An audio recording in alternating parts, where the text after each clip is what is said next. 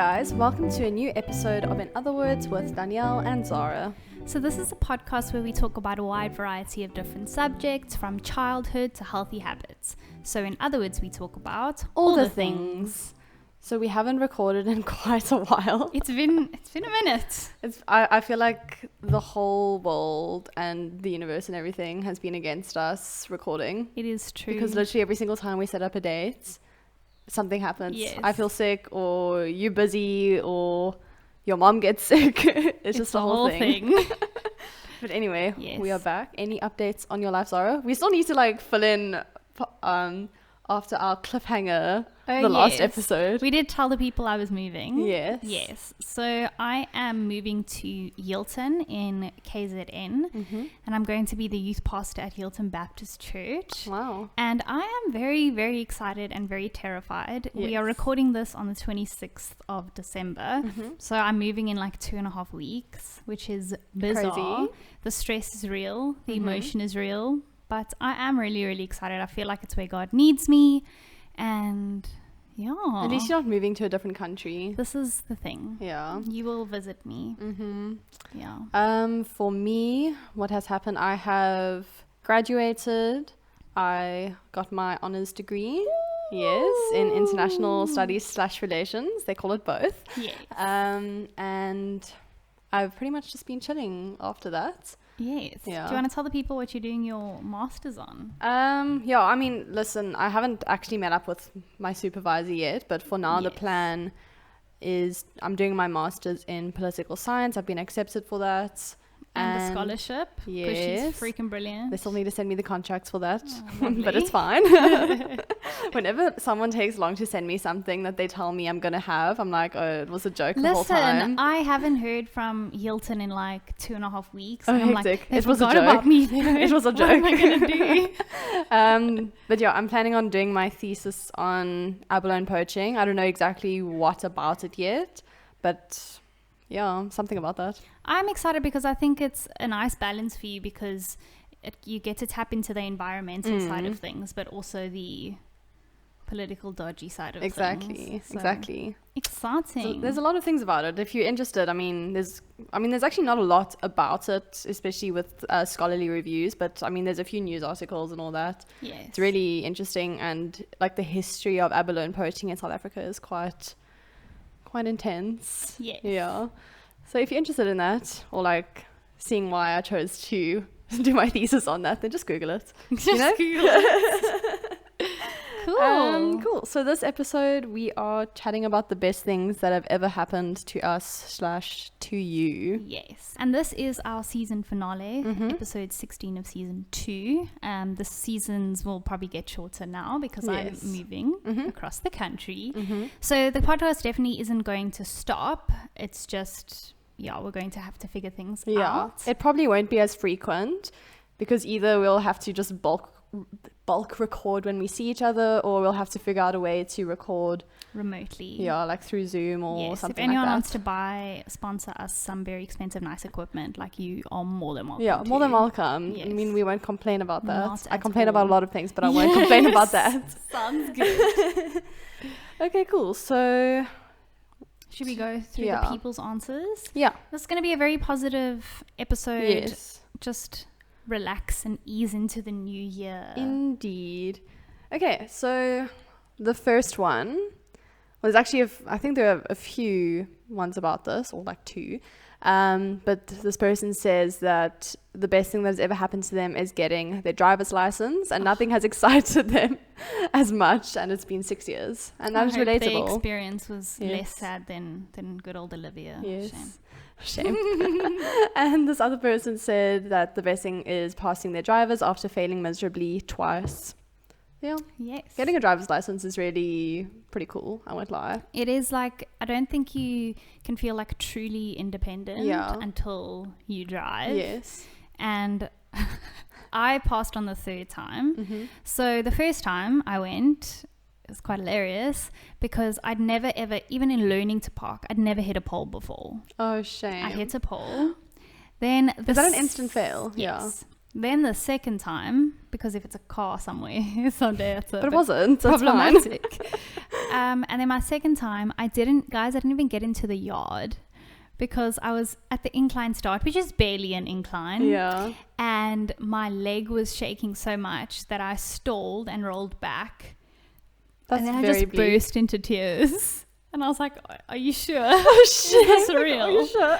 And then the third time I was like, no, I can't do this anymore. Let's just get it done. And my one piece of advice is, and another driving instructor gave this to me just before he was standing there. It wasn't even my driving instructor. And this, like, I feel like saved me, is when you're in the yard parking, they give you like 20 minutes of driving time, not actually. So if you're not moving the car, it doesn't count. Okay. So he said after each parking, literally just stop, take a breath, and think about things before you go. Because if you just go, like you become overwhelmed. You don't need to rush it. It's fine. So yes. Did you pass your first or second time? Oh my word, yeah. I passed my second time. The first time it was really frustrating. I was a good driver, okay? Like I went through the parking very easily. I don't think I lost many points at all. Yes. I just assume if you make it through parking, you can make it through the test. So I made it through parking, and then this was in Brackenfell that I was doing my test. I think you did yours in Brackenfell as well. Yes. Here. And I was actually quite close to the end of the test, and I was turning right. And you know, if you're in South Africa, obviously we drive on like the left side of the road, so turning right is a whole big mission, and I still hate it. I love the arrow life. Yes. And basically I was like waiting behind these people, and like some cars were in the middle of the road, so I was just waiting, and then finally I could like go across. Yes. And you know, when you're doing your drivers, you have to do all the K53 head checks and all that. So that takes like a billion years before you can actually drive anywhere. Yeah, maybe schedule like a physio appointment. Yeah, I think that's a good idea. And I started moving, and then all of a sudden the robot went orange, and then I was like, oh my word, I don't know what to do.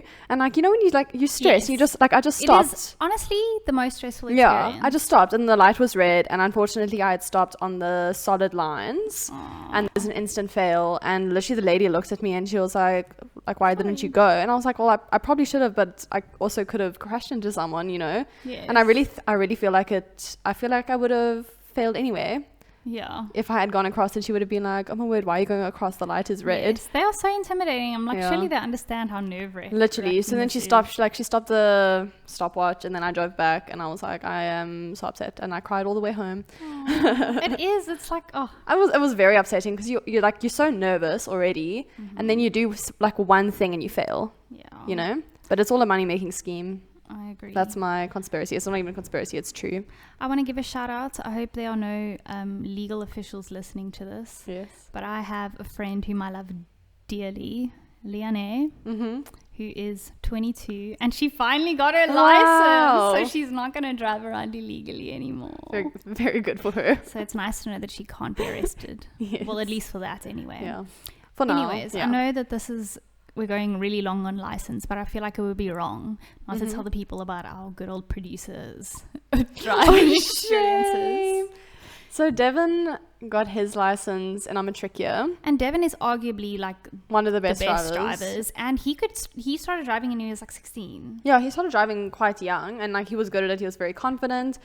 And this boy failed 3 times to get his license. I think he got it on his 4th. I'm sure he got it on his 4th. Either way. Yeah, it was a lot. And like the first one, he even went to Atlantis for the first one, which is arguably like the easiest place to get your license, because there's nothing there. Yeah. And he failed, I think, because he forgot to do his checks or something. It was something like that. Yes. Which is like instant fail. And then he also an issue with a cyclist at some point. Yes, there was an issue with the cyclist, and then in Durbanville there is this intersection. I would never do mine in Durbanville. Never, right never. Road, no thanks. And there is a solid white line that literally crossed into the middle of the intersection, which is gone now, by the way. I think it was literally a mistake. And he crossed over it when he did his test, and he failed instantly, unfortunately. Bizarre. And then I think after that he passed in Brackenfell. Poor guy. Yeah.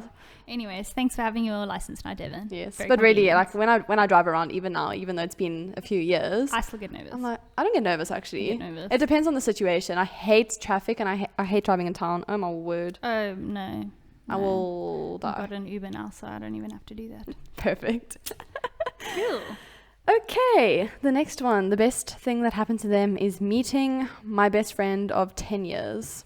That's cute. That's yes, very cute. I know who they are, and they're celebrating 10 years of friendship this year. Cute. It's Lydia and Hannah. And can we just appreciate that they are two of the most wonderful human beings to walk this planet? Yes, they are. I have known them since they become friends, which is pretty cool. Because you're so old. Yes, as well. I'm old, and I was just around. I was around when they were teeny tiny. I don't know. For me, like both of them, and shout out to you both. Yes. They were like not three. They were like 10. And then they were like 16. Literally. Hannah's not even 16, but like in my mind. And Lydia's 18. Yes. That's illegal. Yeah. It's actually legal, but yes, it's illegal. All right. Yeah. How long have we been friends? 2014. Too long. Yeah, I agree. Yeah, that's actually the real reason that you're moving to KZN. Exactly. I can't get rid of me. Okay. Then this person said, becoming mentally and spiritually strong and being able to start over and transform into the real me after years of sin and mental health issues. Wow. Good for you. That's very, very special. Truly. I think that's a big achievement, to be honest. No, it is. And I think like, especially me recently, just like learning to deal with similar situations to the ones I had to deal with when I was younger. I just see how far God has brought me. And one of the things that I'll just mention, because it's very similar, it's on my list, is just my diagnosis. Just because you guys can go back and listen to our mental health series. You should. It was a good one. Sure. Is I was diagnosed with bipolar 2 in 2018. And literally just being able to understand myself, understand just the physical implications, the spiritual implications, emotional implications. Did I say physical? I think so. But and I just like had an incredible psychiatrist. I literally want to send everyone to him, just because like he got my meds sorted so quickly, and it's like I'm finally in a space where I feel like I can think rationally. Praise the Lord for that. So I'm like incredibly, incredibly thankful for that. And I'm glad that whomever this is that wrote this, that you are as well. Yeah, absolutely. I think getting like spiritually strong is really difficult. Yeah. You know, there's a lot of barriers. I also feel like there's a lot of ebbs and flows in really terms of spirituality. Is. It's like any relationship. Absolutely. You're not always going to have like be in the strongest relationship ever. No, Ben Platt said we grow as we go. Exactly. And you can ebb and I can flow. Exactly. Yes. That's exactly what he says. So yeah, good for you. I'm very happy for you. And this one, I don't really understand. Okay. But this person said, after the accident, my life got more crazier than ever before, ... That sounds like, you know, when you're writing an English paper 3. Literally. It's like, that's the creative writing paper in school. And then they give you like topics and they give you a sentence and they're like, use this in your story. I don't really know. I don't know what to say about that. No, but I'm happy for you, and I'm incredibly curious. So if you want to just like send us a DM, tell us why your life got crazier than ever before, and what this accident was. Exactly. Like, were you in a car accident or did you accidentally? Your pants? Interested to know. What is this craziness? You were born. Actually, this world. Ew. I didn't ask for this. Okay, and this one is cute. They said, I was riding my horse on a hot summer day and a kind man left me carrots and a bucket of water for my horse to enjoy on my return past his farm. He left me a bottle of water too with a blue bow on it. That's really cute. That is so cute. Something about it is like, ooh, this might be dodge, but at the same time you kind of get a sense. Yes. So that is like super cute. It's really cute. It makes me feel like I'm watching like an old Heidi kind of vibe. Yes, show. Absolutely. That's so cute. I love it when strangers go out of their way to do stuff for people they don't even know. It is the best. There used to be a lady, it was so funny, I ran into her at the doctor's office a couple of weeks ago and I recognized her. She used to come to Exclusive Books often and like she would bring us coffee and like that's so one day I was having like such a bleak day and then she brought me a grande butterscotch latte, like the big one, and I was like, wow, I want to be your bestie. I really, you know what, one of my goals in life, not necessarily... You have goals? Surprisingly. It's not, I mean, I wouldn't even call it a goal in my life, but just something that I would like. Yes. Is to be like one of those rich people who can just like give money to everything. Yeah. You know, like I will be that person who's keeping the artscape afloat. That's who I want to be. I love that. Yeah. I love that. Just for fun. And then like just being able to see a person in need and being like, yeah, here we are. Yeah, like me. Yeah. Because I'm going to be a pastor. Yeah. So if you could just find my church. Ask God. I don't know. Thanks. Okay. The next one says the best thing that happened to them is getting married to the bestest person. I would hope so, actually. I love that so much. Same. I love weddings. I love love. I love love a lot. I really feel sorry for people, and I hate it like in movies or even in real life where people portray getting married as like the end of your life. That's the end of your freedom. And like the whole trope of just weird. Like a husband hating his wife and like the wife is so Cheating on tired of her the husband. Yeah. I hate that. I also think that, and maybe I don't know if we've said this before, but like I so look forward to like my wedding day. We've all got a Pinterest board. Oh yeah, like, hundreds. If you don't have a Pinterest board, What are you doing? What are you doing? And like I know realistically I'll never be able to afford anything that I save on my Pinterest board, but that's okay. It's nice to look at. Exactly. It's like, guys, go look at your girl's Pinterest board. That is like, you should actually study it well. Yeah. Know what you're getting yourself into. But like it doesn't end on the wedding day. Yeah. Like that's just the start. Exactly. Of things. Yeah. So I love guys. Even and me. That's awesome. And I will say I was quite shocked to like I heard a story very recently about a couple that like almost didn't walk down the aisle because of all the chaos, and then they did. And for me, that's like terrifying. Like I want to be sure. Yeah, 100% sure. Yeah. I think. Okay, question. Do you think cold feet is a thing?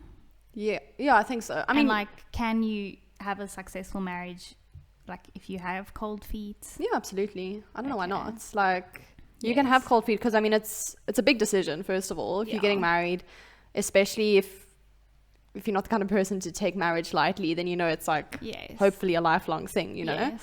And I think cold feet is very normal. It depends what you do with it, though. Yeah, you know? No, for sure. I think it's okay to have a moment of panic because your whole life is changing. Yeah, like I think, it is. like, let's just say you're pregnant, then you like wanted a baby forever. Yeah. But like that week before, I'm like, I don't know if I want this. I think it's very, very normal. But like you said, it's important that you know yourself well. Yeah. And like, I think you would have, hopefully you would have thought about it for a long time. Yes. You know, you just planned a whole wedding. And yes. And like, if you do get cold feet, rather do it sooner than later. That's what I think. Yeah. No, I get you. There was one other thing. I think in any big decision, there is a level of risk as well. Yeah, absolutely. But I'm so glad that you married the bestest person ever. And that's what marriage is. Yeah. It's about partnership and all those fun things. Unfortunately, there are no more bestest people left for us because there can only be one bestest person, obviously. Oh, well. Okay. I'll settle for just best. Yeah. And then eventually it'll just be the person. Danielle. No, first best. And then B. And then B. Wow. Okay. Then the next one, this person said the best thing that happened to them is starting their journey in Christ. Amen. Good for you. I think this was obviously top of my list. And I think a lot of people are probably like, I should like send this in, but it's the most obvious one. But I think like you can attest to knowing me before and after Jesus. It literally changed my life. I would not be sitting here without the Lord. You wouldn't have a job. I would. Actually, I would, but I'd probably be super unhappy. So yeah, I would actually, we did an episode on Christianity. It's called Why Christianity? Mark. And we spoke a little bit about our faith journeys there. But honestly, like meeting Jesus, it was finally like, I kind of found who I actually am. Yeah. And since then, like I feel like every day I learn more of who he's created me to be, and thank goodness for that. Yeah. It's also, it's a big decision in your life if you're not the kind of person to take it lightly, like I said. So, yeah, it's really cool. And it is a life-changing thing for most people if you try, I think. If you know what I mean. There is a level of, it's like not you meet Jesus and then life is And this dandy. one, I think you need to read the one above it. Reconnecting with Queen Z. Yes. Orange Heart. Why an orange heart, though? That's my question. Did I tell you why? No. You can tell me later if you don't want to tell me now. I'll tell you now. Okay. It's just, this is a good friend of mine. Yeah, very good friend. Yes. The fact that's cute. I'm getting sweaty here. You flustered. So yellow hearts are like my thing, and you also associate like yellow with friendship, but you associate like red hearts with like love, and so yellow and red is cute. It's a mix of both. Oh my word! I'm gonna throw up in my mouth right now. Wow. So yeah, Zara has a very good friend, basically. And I'm the best thing that's ever happened to said friend. Exactly. Obviously. He wouldn't say that, actually. I'm the best thing that ever happened to you, Danielle. Yeah. And vice versa, obviously. Okay. I think that is everything that we had. Yes. Okay, should we move on to our own list? Yes. Can I tell you that I haven't written it down? It's in my head, I hope. That's okay. But hopefully as you talk, your brain will be like, oh, hello. Yes. So we did an episode on things we're grateful for, so we're not going to reiterate all of that. No. So you should go and listen to that one as well. But the first thing that I wrote down, other than like Jesus, is my brother. And I'll tell you the story. It's the most bizarre thing. But like my brother is 16 years younger than me. So I reached like 12 and I was like, okay, I'm okay with the fact that I will be an only child, and that's fine. I do well on my own. And then I remember when my mom told me she was pregnant, I was like, huh? Like what? And yeah, it's so weird to think that like he wasn't always around. Like I've known you longer than I've known my brother. That's flippin' weird. And like I remember the day he was born, I had an exam that day and they let me write later. Paper 3, yes. I saw after the accident everything went crazy. So I remember like I went and I met my brother and then I went and wrote an exam, and yes, he is hilarious. And he's very cute. He's very busy. He laughs at me. The other day at church they asked like a rhetorical question and he like put up his hand to answer it. Cute. What did he say? What is the question? I don't even know. Have you ever like had a really nice gift on Christmas or something like that, and he put up his hand and he wanted to answer? I love that. He's a little nerd. I love children in church. One time my cousin Finley, I'm calling out Finley, when he was very young, he literally ran up to the pastor on the stage and gave him a high five. I love that. Yeah. You go, Finley. Yes. We love that. Yes. Okay, I think one of the best things that has happened to me, although like none of the things that I have are like things that have happened to me, but it's things that have happened and I'm involved. Yes. So I think one of them is just my like achievements in piano. Cool, friend. Yeah. Why don't you play piano for me? Do you know that I played piano in church my yesterday. very, very good friend has a baby grand. Yes, you did tell me. That is not ever played. That is devastating and I will steal it. Yes. We will go there and just chuck it in my 2-door car. Yes, if your piano goes missing, don't be surprised. I warned you. I think just having the ability to play an instrument is really cool and kind of useful, I guess, and it's just fun. I guess it's very convenient. Indeed. Guys, we are actually, I feel like we don't talk about it often, but we are like musicians. Can I call myself a musician? I sing. Are musical. Yes. We love music. So, indeed. Yes.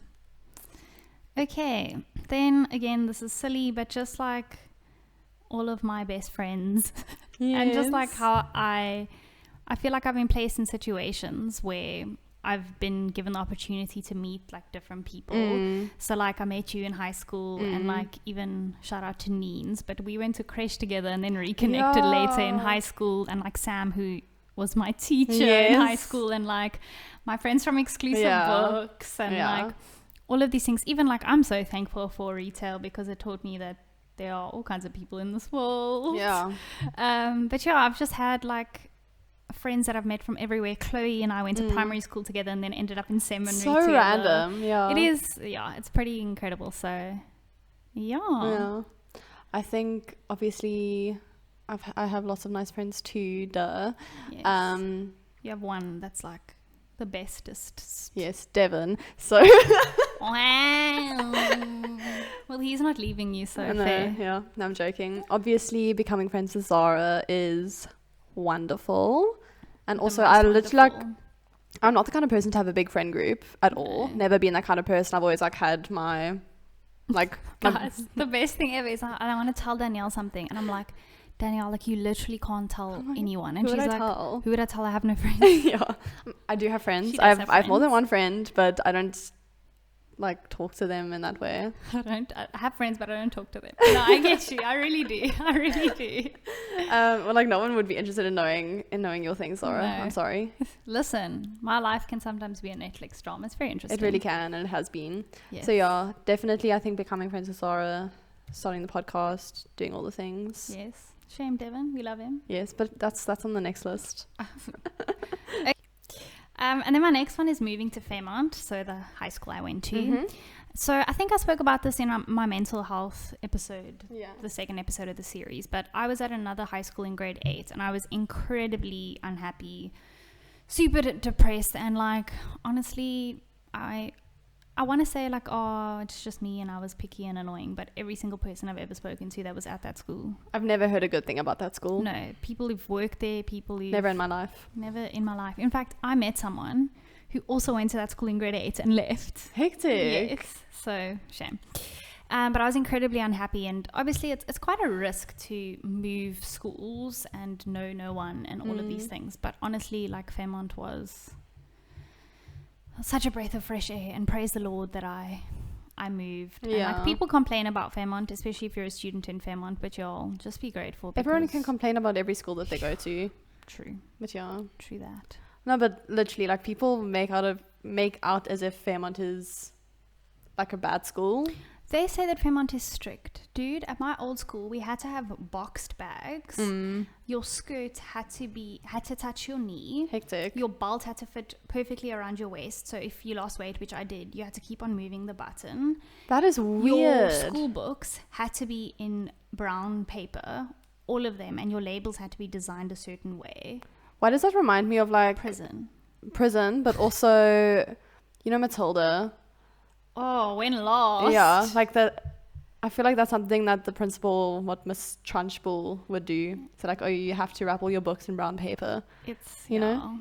No, so guys, just be so happy if that is not your situation. Indeed. Yes. But you genuinely thrived in Fairmont, you know, being part of the RCL and everything else. I remember the day that I went to Fairmont, like to pick up an application form, and people were just smiling, and I was like, I've never seen this before. What? Smiling at school? Crazy. Okay, I think the next one I will have to talk about Devin. So Devin and I have been together for many, many years. 6 years. Celebrated your anniversary on the 19th of Jan. And I only remember that because their anniversary is 1912, which is the year the Titanic sunk. True. They're still sailing. You're still sailing, hopefully. So why did I say hopefully? I mean, like, hopefully it'll continue sailing. You know what I'm saying? Not that I'm unsure of the status of our relationship. No, guys, you have to keep sailing. We don't have another producer. We don't. It has to continue. I'm sorry. Well, yesterday he told me that I'm stuck with him, and I was like, I suppose. I guess. I don't know. Well, like, you bought me a ring before he did. I did, which is absolutely absurd, but it's fine. Yeah. It's really nice to have like a stable relationship and also a healthy relationship. And I'm glad that my first relationship has been like that, that I haven't had like trauma from other relationships. You know what I'm saying? Yeah. But it's actually quite cool. There's a Taylor Swift song called Invisible String. And but I always like, I can't really relate to a lot of the lyrics, except for like all along there was some invisible string tying you to me. And I like that because we were born in the same hospital in Pretoria, and like both of us don't live in Pretoria anymore. No. And like we just like ended up going to the same schools and all that, so I kind of just felt like, you know, like fate. The same with like your friendships with Nina and Chloe and all that kind of stuff. Yes. And I like that. No, I also love that. Yes. I ship it. Mm-hmm. When they first started dating, I was like, I'll give this 2 months. Yeah. And here we are. 6 years later. We have grown as we have gone. Yes. So you've ebbed and flowed. Exactly. Okay, and then mine is kind of the opposite, and this is very typical, like, oh, everyone says this, but I really am grateful for the challenges I've faced. And like, even the one thing, like, I'm not going to claim that I'm so mature and stuff. Yeah, I wouldn't claim that for you either. Because every year I look at myself from the previous year and I'm like, what a child. Yeah, literally. So I will say that until the day I die, probably. But I'm really like, I'm thankful for just kind of all the mess that I went through. Yes. And like, I think specifically of my previous relationship, and I feel like I talk about it a lot on the podcast, but that's okay. I promise it wasn't like all terrible and stuff. He's a lovely person. No, everyone thought that you were going to get married. Yes. I was like, cool. Psycho. Getting married straight after matric, I guess. Yes. Bizarre. Hence the immaturity. But like, for me personally, one thing I took out of that relationship is just a bunch of lessons, and I remember like journaling them, like all the mistakes I made. Yeah. And now like I just see how much I've grown, like in certain like new bestie situations. Yeah. I'm like, oh my word, I see things rationally, and I can actually communicate well, which I don't know if I'd be able to do had it not been for being a complete mess. So I'm like really, really thankful for the challenges and stuff. You I've need learned challenges a lot. to grow. You do. You absolutely do. And I don't think that just because I've had, one relationship that we haven't had challenges or anything like that. Like, no, every day is a struggle with Devin. I'm joking. Yep. And then you have me as well. Yeah, to deal with. My word. Like, everyone's therapist at this point. I keyed. But yeah, challenges are very normal in a relationship. Yeah. And you have to put in the work. Put in the hours, take what's ours, as Mr. Dwayne The Rock Johnson has said. Wow. Yeah, I think, another thing the best thing that has happened to me, is it possible to have so many best things? I don't know. Yes. Cool. It is. I think my dad is swimming now, so if you heard a splash, that is what that was. I think literally just choosing my degree that I did. Yes. Because I was thinking, when I was in matric and I was applying to Stellenbosch University, I had literally no clue what I wanted to do. I had gone Do you know what you want to do now? I mean, more so than I did. Yes, I feel like things have just like presented themselves to me, and I'm like, oh, cool. I guess I'm doing that now. Like, literally. Yeah. But I did an aptitude test in matric because I really didn't know what I wanted to do, and like I did well in most things academically. So like, I did well in maths, I did well in physics. Genius. Yeah, actually. And I really didn't know what to do, and I always heard, to be successful, you need to do, the typical kind of degrees like law or medicine. Yeah, medicine or like, anything to do with maths or science, really. Yes. And I mean, those are obviously good things to do and we need them, but I just didn't know if I wanted to do them at all. Yes. And I never actually considered doing a BA, like a Bachelor of Arts, which is what I ended up doing. And I'm just really glad that I did that. And that I wasn't like one of those people who just was, I mean, I kind of was one of those people who just like chose something for the fun of it. Yes. Not for the fun of it, but without actually knowing what I wanted to do. Sure. Yeah, I was kind of like, well, let's just see how it goes. Be? No, you can't. Yeah. And, I've known people who have been like 100% sure of something. Yes. And then they do it and they're like, not for me really. Yeah. So yeah, I'm happy that has all worked out for me, that I've like just managed to find things that I enjoy doing. And also like many opportunities have like really presented themselves to me, which is pretty cool. Like people in my faculty literally they nominated me for like a scholarship, which I got. I was like, oh, okay. Like I didn't even know this existed, so that's cool. So yeah, I'm quite grateful for that. Yes. Yeah. Yeah, I think I'm done as well. Obviously the best thing that has ever happened to me was being born, and that is the best thing that has happened for the world. So amen. Apart from Jesus. Yes. So guys, this has been season 2. It has been fun. Yeah. We still have so much we want to talk about. We have the longest list of topics. As always. So we will not be going anywhere. Just follow us on the gram. Yeah. If you haven't listened to certain episodes, you better go do that. You better go do it. Unless you've listened to all of them, you just can't listen to anymore. And I feel like it would be only appropriate if we end this episode, because I think it's a great story and I think everyone deserves to hear it. Is Danielle, can you please tell the story of when you had your interview for your scholarship? Oh my word. Okay. So this happened the same day. Like this is the weekend, kind of. No, like the week before I was moving out of my flat in Stellenbosch. I am staying at home this coming year. because I don't really need to be on campus at all. Yeah. And, saving that money. So you can come and visit me in Exactly. So I was, I set up this interview. Well, actually, it like really just, like I said, like presented itself to me. The Wednesday I got an email saying, oh, like you've been nominated. We're going to do an interview on Friday. And I was like, cool. It happened so quickly. Friday, it really did. Friday it is. And then I was also having to sell stuff to get rid of stuff because I really don't have space. Like I had to get rid of a desk and I had to get rid of a daybed.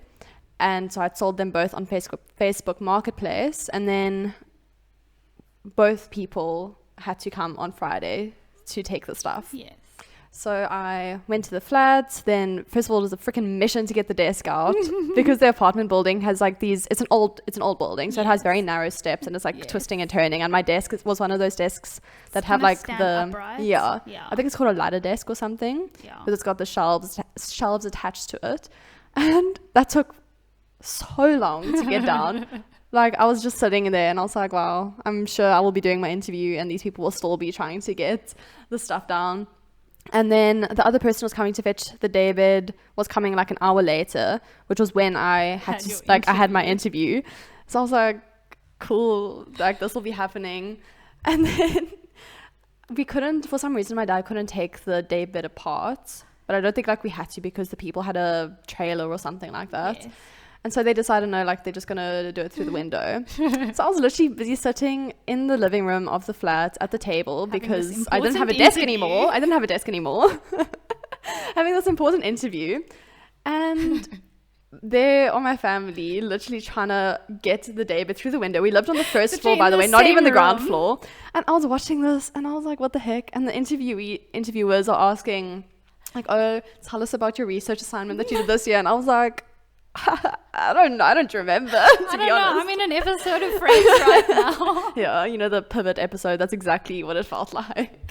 I love it so much. So eventually I was like, my dad's phone kept on ringing. My mom was like, shh. I love it so much. You can tell because when we've filmed all these episodes, and shout out to the Murray family for letting us use their home, we have dealt with sneezes and children screaming, and dogs howling, and smoothie machines, and all the things. Biggest mission. It's the best ever.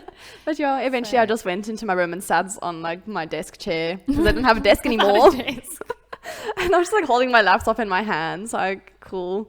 But it all worked out for the best. Indeed. Hopefully it is the best. So the lesson is just roll with the punches. Just roll with the punches. And you know what? Just explain your situation to people because it was all fun and games, really.